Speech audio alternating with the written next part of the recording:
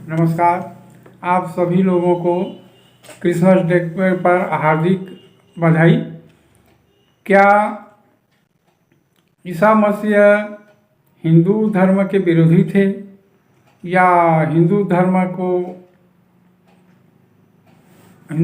का जो अधिष्ठाता थे, उनको ये जितना उनका जो आज संसार में जगत में जो नाम है वो ज्ञान उनको कहाँ से प्राप्त हुआ कि इसके बारे में आप जानते हैं? तो आइए जानें। जब ईसा मसीह का जो जन्म हुआ उसके बाद उनके जन्म से 30 वर्ष तक उनको कुछ नहीं मालूम था। कोई जानकारी प्राप्त नहीं थी उन्हें कि वो सामान्य मनुष्य की तरह जन्म लिए थे।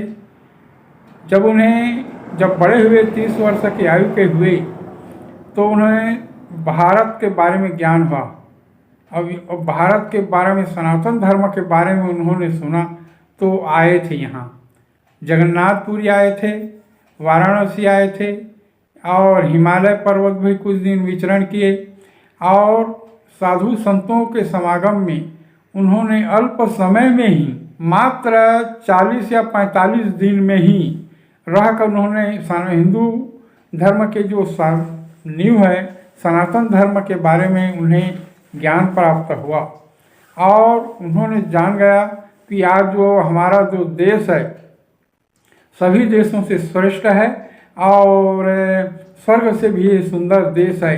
उसके बारे में जानकारी जब प्राप्त हुआ तो उन्होंने गहन अध्ययन किया और गहन अध्ययन करने के पश्चात और समस्त महाद्वीप में जो सनातन धर्म की वो स्थापना करना चाहते थे। इसी उद्देश्य से मात्र 40 दिन ही यहाँ भ्रमण किए।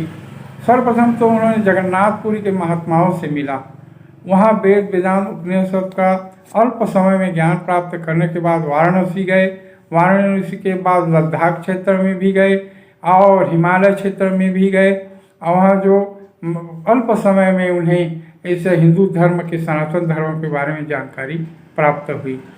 जैसे जगन्नाथपुरी जब पहुँचे तो वहाँ के संत ने बताया कि ये हमारा जो देश हिंदू धर्म है ये भक्ति के ऊपर है और धर्म के सिद्धांत पर चलने वाला देश है, कर्म क्षेत्र के सिद्धांत पर चलने वाला देश है।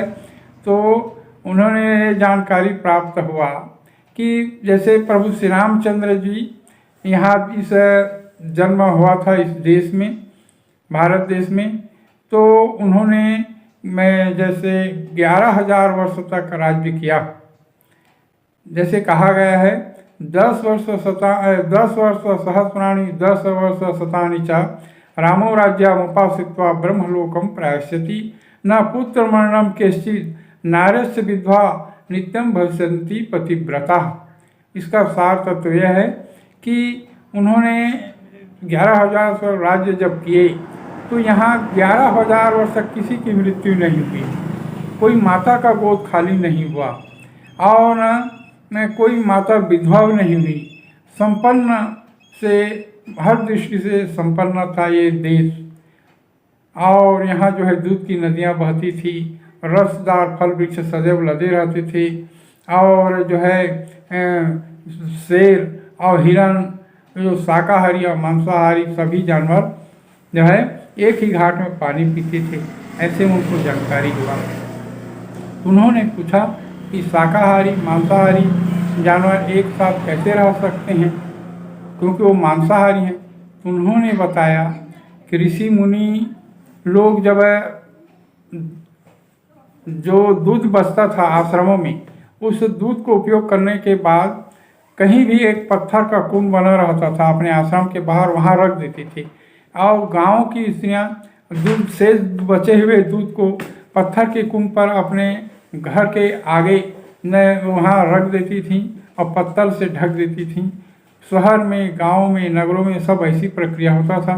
और जो शाकाहारी जो हैं और जो जानवर हैं और उनका समय दिन का समय रहता है विचरण करने का, और मांसाहारी जो जानवर हैं वो रात को आते थे तो उसी देव को सेवन करते थे, वो मांस खाना भूल गए थे। ऐसा है हमारा हिंदुस्तान जो देश था पहले। इसके बारे में जानकारी उनको प्राप्त हुआ तो बहुत ही प्रसन्नचित्त हो गई और वेद वेदांत उपनिषदों का भी उन्हें ज्ञान प्राप्त हो गया। उसके बाद वाराणसी में गया, उन्होंने योग विद्या आदि का जो है अल्प समय में ज्ञान प्राप्त हो गया। और इस तरह से वो पूरा सार, हमारे वेदों का सार उन्होंने ये बताया। जैसे मनुष्य को सत्य, अहिंसा, परिग्रह, ब्रह्मचर्य, अस्त्य, ये 5 सिद्धांत हैं जो सनातन धर्म के नींव हैं। इसी कारण यह भारत देश जो है आज समस्त जगत में स्वर्ग से भी सुंदर ये देश है, ऐसे उनको जानकारी प्राप्त हुआ। तो उन्होंने संकल्प लिया कि मैं अपने देश को, हिंदुस्तान के सनातन धर्म के जो है समस्त महाद्वीपों में प्रचार और प्रसार करूंगा और पूरा समस्त महाद्वीप को बहुत ही सुखमय और शांतिमय और समृद्धमय और बहुत ही मनुष्य के जीवन को बहुत ही आनंदमय मैं जो ऐसे बनाऊंगा, ऐसे संकल्प के साथ अपना देश पहुँचे। और उनको सार निचोड़ उन्होंने ये प्राप्त किया कि मनुष्य का जीवन, उन्होंने मुक्ति के बारे में ये सोचा कि मुक्ति माने प्रेम, सबसे सरल साधन उन्होंने बताया मुक्ति, और उन्होंने प्रेम को मुक्ति का सरल साधन बताया। इस तरह से ईसा मसीह की प्रशंसा हमारे देश के विवेकानंद, बुद्ध और जितने गांधी जी और जितने महापुरुष हैं, स्वामी दयानंद सरस्वती, राजा राम मोहन राय, सभी ने इनकी बहुत ही प्रशंसा की।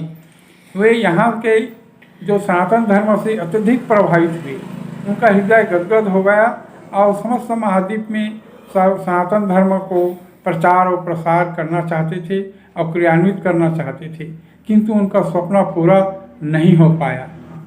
और भी जब यीशु काशीपुरी जब पहुँचे थे तो शिव जी में अनेक प्रकार के फल फूल, मधुरस, दही, मक्खन आदि रूप से अर्पित कर रहे थे और बड़ा ही उनके चेहरे में आनंद का अनुभव हो रहा था। इसको जब देखा उन्होंने तो पंडित जी से पूछा कि ये सब क्या है, तो उन्होंने कहा पत्रम पुष्पम फलम त्वयं समर्पयामि, माने पत्र फूल पुष्प जो भी स्वेच्छा से अपने तन मन से आनंदित होकर जब कोई भक्त मुझ पर अर्पित करते हैं, अर्थात शिव जी पर अर्पित करते हैं, उसे मैं स्वीकार कर लेता हूँ, आनंद और श्रद्धापूर्वक स्वीकार कर लेता हूँ।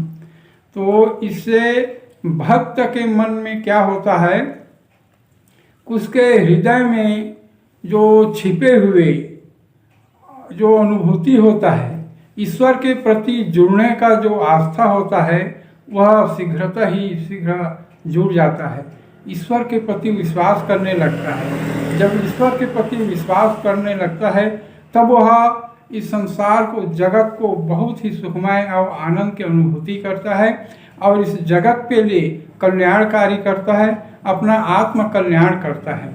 इसीलिए जो अर्पित कर रहे हैं, जो भक्त, उन्हें शिव जी स्वीकार करते हैं। तो इस तरह से उन्होंने यीशु ने मूर्ति पूजा को बहुत ही सार्थक समझा थे। और भी जब इतना चर्चा होने के बाद पंडित जी से जब वो अपना देश आए तो आत्मचिंतन किए और अपने आप को बहुत टटोले, आत्ममंथन हुआ, आत्ममंथन किए, अपने आत्मा का खोजा उन्होंने कि आखिर इस संसार में ऐसा कोई उपाय हो जो इस जगत में सभी लोग अहिंसा के मार्ग पर चलें, सत्य के मार्ग पर चलें और ये स्वर्ग से भी सुंदर हो ये जगत। इसी दृष्टि से, मनोकामना से इस जगत की परमेश्वर ने रचना की है, तो उनके रचना का जो स्वप्न है वो साकार हो जाए। तो उन्होंने आत्मचिंतन किया, आत्ममंथन किया कई दिनों तक, कई महीनों तक। तो उन्होंने पाया, प्रेम को परिभाषित किया। इस जगत में यदि प्रेम हो जाए तो समस्त जीव, सराचर जीव बहुत ही सुखी रहेंगे। और यदि मनुष्य में प्रेम की भावना यदि उपज जाए तो ये जगत स्वर्ग से भी सुंदर हो सकता है। इसी बात का मंथन के लिए पंडित जी ने यीशु को छोड़ दिया था कि जाकर, उनको विश्वास था कि ये जाकर अवश्य चिंतन आत्ममंथन करेगा।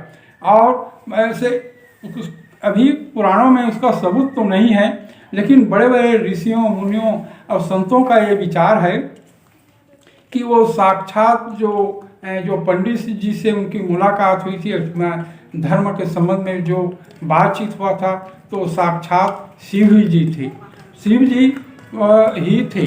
यह बात बिल्कुल निश्चित है। तो बस इतना ही। जय श्री।